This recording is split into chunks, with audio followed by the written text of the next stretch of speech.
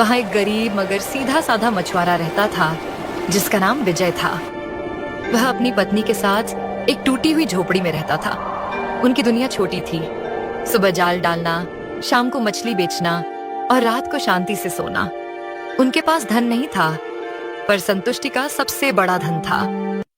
पर जैसे ही सर्दियां आ गई, उन्हें अपनी गरीबी का एहसास होने लगा।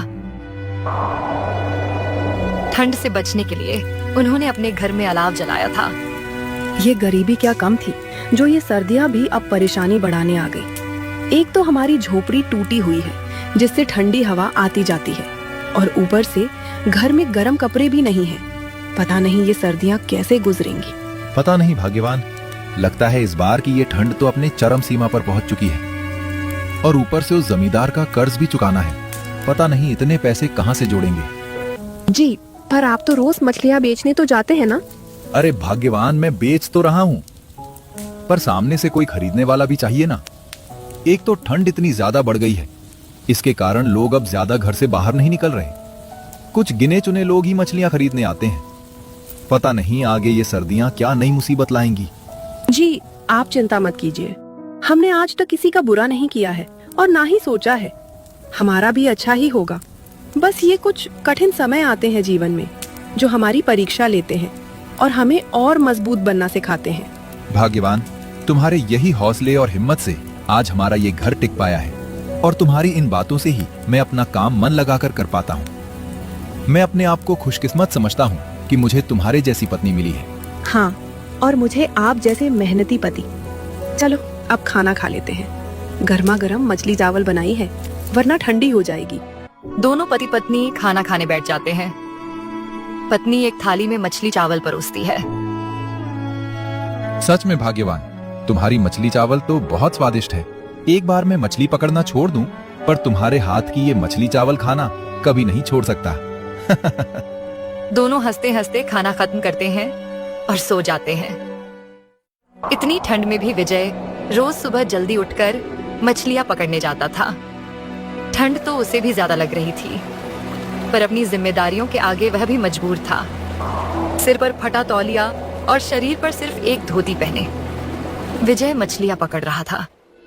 एक दिन गांव का जमींदार विजय के घर आता है। अरे विजय, तुमने मुझसे पूरे 1000 रुपए उधार लिए थे। तुम मुझे कब वापस कर रहे हो? और मुझे ये पैसे ब्याज के साथ वापस चाहिए, याद है ना?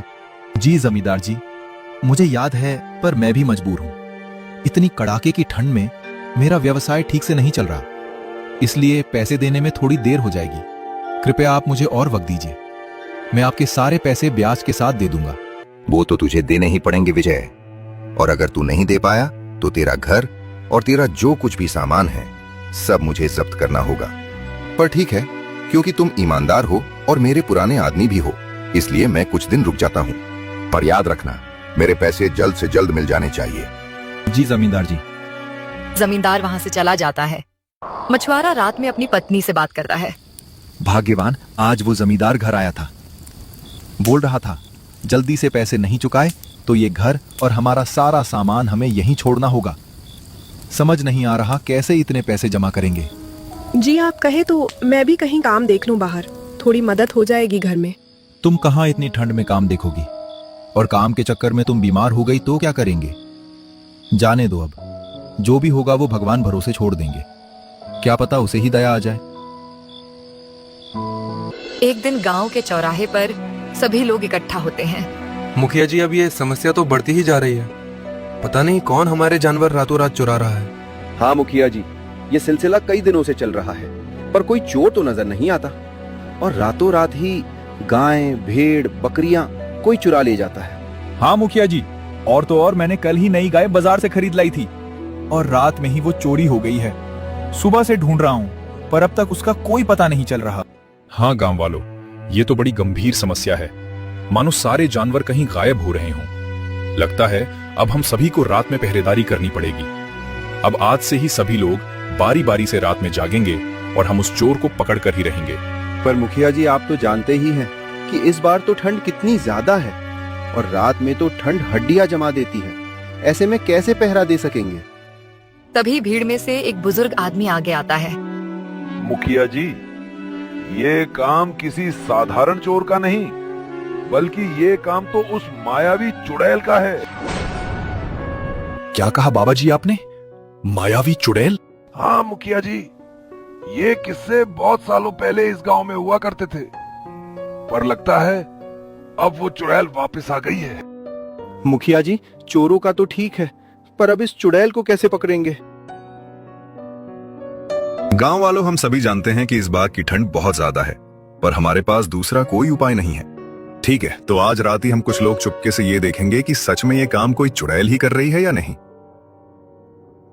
उस रात कड़ाके की ठंड में मुखिया जी और गांव वाले एक पेड़ के पीछे छुपकर रात भर गांव में पहरा देते हैं। तभी वो देखते हैं एक डरावनी सी दिखने वाली चुड़ैल एक बकरी को उठाकर अपने साथ ले जा रही है। देखो मुखिया जी, ये तो चुड़ैल ही है जो हमारे जानवर ले जा रही है। अरे बाप रे बाप, कितनी डरावनी चुड़ैल है और कैसे घूम रही है इस कड़ाके की ठंड में। मैं तो कहता हूँ जल्दी से भागो यहाँ से, वरना ये हमें भी नहीं छोड़ेगी। सभी गांव वाले डर के मारे वहां से भाग जाते हैं। अगले दिन गांव में सब जगह डर का माहौल उठ जाता है। उस दिन विजय अपने घर पे। लता, तुम कितनी सीधी साधी और मेहनती हो। तुम तो किसी चीज की शिकायत भी नहीं करती और मेरी मेहनत पर पूरा विश्वास रखती हो। जी कोई बात नहीं, मैं तो हमेशा इस बात से खुश रहती हूँ कि हमारे पास जो भी है वो हमारी ईमानदारी की कमाई का है, और यही मेरे लिए सबसे बड़ी खुशी की बात है। धन्यवाद लता, तुम्हारी इन्हीं बातों से मुझे रोज काम में जोश आता है और अपना काम मन लगाकर कर पाता हूँ। ऊपर वाले से यही दुआ है कि जल्द से जल्द जमींदार का कर्ज चुका दूं और एक दिन हमारा भी एक अच्छा घर हो जो हमें इस कठोर ठंड से बचा ले। जी मैं ऊपर वाले से यही दुआ करूंगी कि जल्द से जल्द आपकी ये इच्छा पूरी हो जाए। ठीक है, चलो अब मैं चलता हूँ। विजय इतनी कठोर ठंड में आज भी अपना जाल उठाकर मछली पकड़ने जाता है। विजय सुबह सुबह अपना जाल नदी में डाल रहा था। वह प्रार्थना कर रहा था कि आज सारी मछलियां बिक जाए ताकि वह जल्दी से जमींदार का कर्ज चुका पाए। जब उसने जाल खींचा तो जाल इतना भारी था कि उसके हाथ कांप गए। लगता है कोई बड़ी मछली या लकड़ी का बड़ा मोटा टुकड़ा फंस गया होगा। जब उसने जाल को किनारे खींचा तो उसकी आंखें आश्चर्य से फटी रह गईं। जाल में एक ऐसी मछली फंसी थी जैसी उसने अपने पूरे जीवन में कभी नहीं देखी थी। अरे बाप रे, ये क्या? ये तो बड़ी अनोखी मछली है और इसका शरीर तो दूधिया सफेद नजर आ रहा है और इसकी आंखें तो हीरे की तरह चमक रही हैं। बाप रे बाप। तभी वो मछली बोलने लगती है, दयालु मछुआरे, मुझे छोड़ दो। विजय चौंक गया। उसने कभी नहीं सुना था कि कोई मछली बात कर सकती है। अरे बाप रे, ये क्या? ये मछली बात कैसे कर रही है? बात करती मछलियों को तो सिर्फ कहानियों में सुना है, ये कैसे हो सकता है? तुम कौन हो? मैं इस नदी की आत्मा हूँ। मैंने कई सदियों तक इस जल की रक्षा की है। मैंने तुम्हें जाल में इसलिए फंसने दिया ताकि मैं तुम्हें एक भेंट दे सकूं। तुम एक भले इंसान हो विजय। तुम अपनी पत्नी के साथ गरीबी में दिन काट रहे हो, पर तुम्हारा मन निर्मल है। तुम बहुत ईमानदार हो। अगर तुम नदी की आत्मा हो तो मैं तुम्हें हानि नहीं पहुंचा सकता। उसने मछली को वापस पानी में डालने के लिए हाथ बढ़ाया। मछली ने जल्दी से कहा, रुको, मेरी बात पूरी सुनो। क्योंकि तुमने मुझे दया दिखाई, इसलिए मैं तुम्हें कोई साधारण वरदान नहीं दूंगी। मेरा जीवन एक रहस्य है और मेरा शरीर एक जादुई शक्ति रखता है। तुम मुझे अपने घर ले चलो और मुझसे 3 वरदान मांगो। मैं तुम्हारी कोई भी 3 इच्छाएं पूरी कर सकती हूँ। इच्छा? क्या तुम सच में मेरी कोई भी 3 इच्छाएं पूरी कर सकती हो? हाँ मछुआरे, तुमने सही सुना। मैं किसी की भी सिर्फ 3 इच्छाएं पूरी कर सकती हूँ और बाद में मैं गायब होकर अपने आप इस नदी में वापस आ जाऊंगी। हाँ, पर एक बात याद रखना, तुम कोई भी इच्छा मांग सकते हो, पर इच्छा पूरी सच्चाई और ईमानदारी से मांगनी होगी। उसमें कोई लालच नहीं होना चाहिए। विजय भागा भागा घर आया और सारी बात लता को बताई। लता को पहले तो विश्वास नहीं हुआ, लेकिन जब उसने विजय की आंखों में चमक और चेहरे पर आश्चर्य देखा तो वह मान गई। जी, अब हमें क्या करना चाहिए? देखो लता, हमें इस वक्त जरूरत से ज्यादा कुछ नहीं मांगना चाहिए। ये मछली सिर्फ ईमानदार लोगों की ही मदद करती है। जी तो ठीक है, हम एक अच्छा घर और कुछ जरूरत के लिए पैसे मांगते हैं। हाँ ठीक है, ये बात सही कहा तुमने। पर जी क्या ये मछली सच में इच्छा पूरी कर पाएगी क्या? या कुछ नुकसान हो जाएगा? ऊपर वाले पर भरोसा रखो, सब ठीक होगा। विजय तुरंत उस मछली को अपनी एक इच्छा बोल देता है। हे जादुई मछली, मेरी ये इच्छा है कि मेरा ये टूटा हुआ झोपड़ा एक अच्छे पक्के घर में बदल जाए और मुझे कुछ रुपए भी मिल जाए। ठीक है मछुआरे, जैसी तुम्हारी इच्छा। मछली के इतना बोलते ही मछुआरे का टूटा हुआ झोपड़ा एक आलीशान घर में बदल जाता है और उसके पास अच्छे पैसे भी आ जाते हैं। दोनों ये चमत्कार देखकर बहुत ही खुश हो जाते हैं। जी, मुझे तो यकीन ही नहीं हो रहा कि हमारा टूटा हुआ झोपड़ा एक आलीशान घर में बदल गया है। मछुआरे, तुम्हारे पास अभी भी 2 जादुई इच्छाएं बाकी हैं। बोलो, क्या चाहिए तुम्हें? नहीं जादुई मछली, अभी मुझे कुछ नहीं चाहिए। मैं तुम्हें बाद में सोचकर बोलूंगा। ठीक है मछुआरे, जब भी तुम्हारी कोई इच्छा हो तुम मुझसे मांग लेना, तब तक मैं यहीं रहूंगी। लता और विजय दोनों बहुत खुश हो जाते हैं। अगले दिन मछुआरा जमींदार के पास जाता है। नमस्ते जमींदार जी। अरे विजय मछुआरे, बोलो क्या बात है? कर्ज के पैसे लौटाने आए हो या और कर्ज मानने आए हो? जमींदार जी, ये तो गरीब मछुआरा है, जरूर ये और कर्ज मांगने ही आया होगा। पता है ना, कल परसों कैसे गिड़गिड़ा रहा था। नहीं भाई साहब, जमींदार जी, मैं आपके कर्ज के पैसे लौटाने ही यहाँ आया हूँ, और वो भी ब्याज के साथ। जमींदार और उसके आदमी की आंखें बड़ी हो जाती हैं। कल परसों तक तो ये मछुआरा कुछ दिनों की मोहलत मांग रहा था और आज अचानक सारे पैसे लौटाने आया है। क्या बात है? क्या विजय, कोई खजाना हाथ लगा है क्या जो तुम इतने जल्द मेरे पैसे लौटा रहे हो? नहीं जमींदार जी, वो तो बस ऊपर वाले की कृपा हो गई है। 2 दिनों से जाल में बहुत सारी बड़ी बड़ी मछलियां फंस रही थीं, उन्हें ही बेचकर ये पैसे जोड़े हैं। वो क्या है ना कि ब्याज की कीमत ज्यादा बढ़ रही थी, इसलिए सोचा कि आपके पैसे तुरंत लौटा दूं। अच्छा ये बात है, तो ठीक है, अच्छा हुआ तुम मेरे पैसे लौटाने आए। वो मछुआरा जमींदार को पैसे देकर वहाँ से चला जाता है और रोज की तरह मछली पकड़ने जाता है। रात हो जाती है। वो चुड़ैल चलते चलते उस मछुआरे के घर के पास आती है। अरे ये क्या, यहाँ तो पुरानी टूटी झोपड़ी हुआ करती थी और आज अचानक यहाँ इतना बड़ा घर कैसे आ गया? जरूर कुछ गड़बड़ है। वो चुड़ैल चुपके से उस घर में आती है जहाँ वो दोनों सो रहे थे। चुड़ैल उस जादुई मछली को देख लेती है। अरे ये क्या, ये मछली कोई साधारण नहीं लग रही, क्योंकि मुझे इस मछली से जादुई शक्ति का एहसास हो रहा है। जरूर ये कोई मायावी मछली है। वो चुड़ैल तुरंत उस मछली को उठाकर अपने साथ ले जाती है। चुड़ैल अपनी गुफा में आ जाती है। अरे मायावी मछली, बोलो तुम क्या कर सकती हो? अरे दुष्ट चुड़ैल, मुझे तो छोड़ दे, वरना तेरे साथ अच्छा नहीं होगा। मैं नदी की आत्मा हूँ, मैं तुम्हारी बात नहीं सुन सकती, तुम दुष्ट हो। नदी की आत्मा? मतलब तुम वही जादुई मछली हो जो इच्छा पूरी कर सकती है। मैंने सुना है तुम्हारे बारे में। हाँ, मैं इच्छा तो पूरी कर सकती हूँ, पर सिर्फ अच्छे लोगों की। तुम जैसी दुष्ट चुड़ैल की मैं कोई इच्छा नहीं पूरी करूंगी। चुड़ैल को गुस्सा आता है।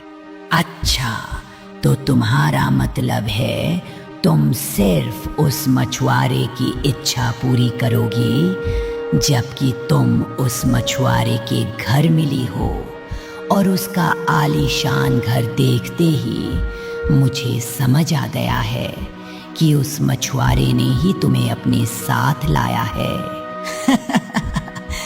ठीक है, तो अब उस मछुआरे को ही उठाकर लाती हूँ। चुड़ैल तुरंत उस मछुआरे के घर जाकर उसे कैद करके अपने साथ उठाकर लाती है। आओ मछुआरे, जाग जाओ और मेरी इच्छा पूरी कर दो।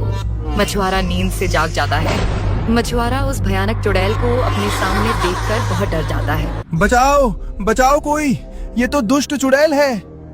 बाबा रे बाबा, अब तो मैं नहीं बच पाऊंगा, कोई मुझे बचाओ। अरे मछुआरे, चुपचाप यहाँ खड़ा हो जा, वरना मैं तुम्हें सच में खा जाऊंगी। पर चुड़ैल जी, तुमने मुझे क्यों पकड़ा है? मैं तो इतना सूखा और दुबला पतला हूँ, मुझे खाकर आपको क्या मिलेगा? मैं तुम्हें नहीं खाऊंगी, पर तुम ये मछली देख रहे हो? हाँ, ये कोई साधारण मछली नहीं, बल्कि ये जादुई मछली है। और मुझे ये भी पता है कि ये मछली तुम्हारी इच्छा पूरी कर सकती है। अरे बाप रे, ये बात इस चुड़ैल को कैसे पता चल रही? सुनो मछुआरे, तुम इस मछली को बोलो कि ये मेरी एक इच्छा पूरी करे, और वो इच्छा है कि मैं कोई भी इच्छा मांगूं, वह इच्छा तुरंत पूरी हो जाए। अगर तुम मेरी बात नहीं मानोगे तो मैं तुम्हें और तुम्हारी पत्नी दोनों को मार डालूंगी। अरे ये तो वही चुड़ैल लग रही है जो गांव के कई जानवरों को खा गई है।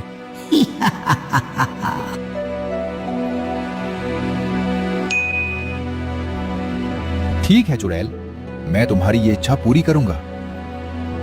नहीं मछुआरे, तुम ये क्या कर रहे हो? ये चुड़ैल बहुत चालाक है, ये तुम्हें नहीं छोड़ेगी। नहीं जादुई मछली, तुम चिंता मत करो, ऐसा कुछ नहीं होगा। चुड़ैल तो अब बहुत खुश हो जाती है।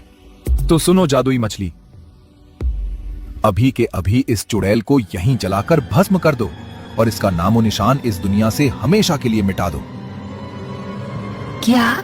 अरे मूर्ख मछुआरे, ये तुमने कैसी इच्छा मांगी है? अब तो तुम नहीं बचोगे, मैं तुम्हें मार डालूंगी। जैसे ही चुड़ैल आगे आती है, जादुई मछली अपना जादू दिखाती है और वो मायावी चुड़ैल वहीं जलकर भस्म होने लगती है। हे मछुआरे, तुम्हारा बहुत बहुत धन्यवाद। तुमने सिर्फ मुझे ही नहीं बल्कि पूरे गांव को इस दुष्ट चुड़ैल से छुटकारा दिला दिया है। तुम सच में महान हो। अगले दिन गांव में सब जगह ये खबर फैल जाती